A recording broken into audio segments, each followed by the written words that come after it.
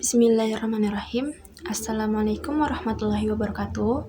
Perkenalkan, nama saya Selvinda Ayu Mulyanto dari kelas 6D Bimbingan Konseling Islam. Di sini saya akan memaparkan materi mengenai pendekatan studi kasus. Nah, jadi pendekatan studi kasus itu adalah proses memahami masyarakat dengan cara menelaah secara mendalam salah satu fenomena sosial yang terjadi di dalam kehidupan masyarakat.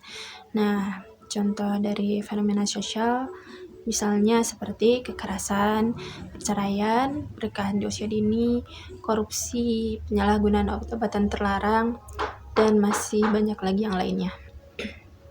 Nah, dasar pijakannya itu ialah bahwa penelaahan terhadap suatu persoalan khusus yang merupakan gejala umum dari persoalan-persoalan lainnya yang dapat menghasilkan dalil-dalil yang bersifat umum juga. Nah, jadi tujuan utama dari pendekatan studi kasus itu ialah untuk menemukan prinsip-prinsip atau dalil-dalil umum melalui proses penyelidikan secara sesama terhadap satu gejala khusus yang diprediksi memiliki keterkaitan dengan gejala lainnya. Seperti itu.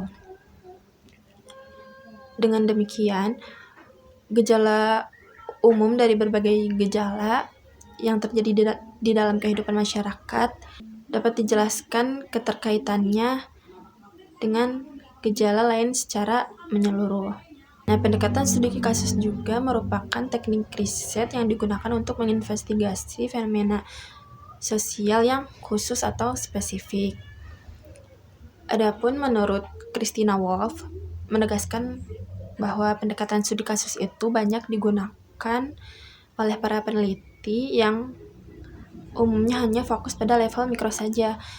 Misalnya seperti hanya mengonsentrasikan dirinya itu kepada kajian tentang organisasi, kelompok, institusi, komunitas, dan lain-lain.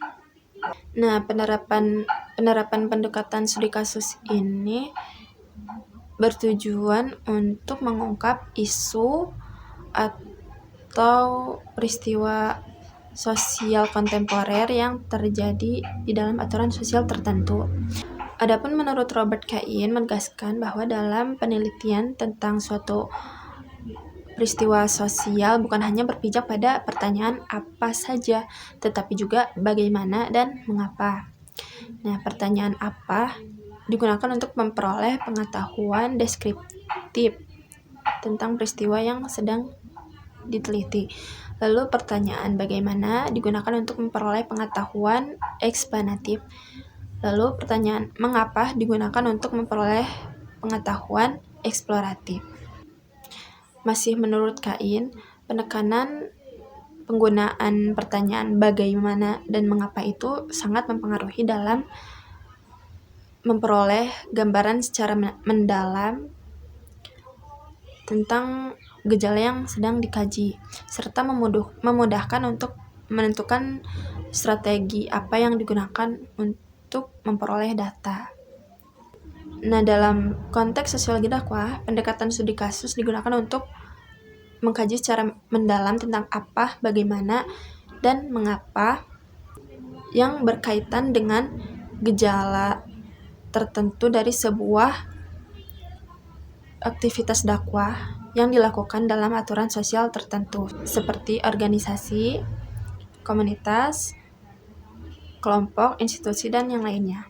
Yang dapat saya sampaikan, kurang lebihnya mohon maaf. Wassalamualaikum warahmatullahi wabarakatuh.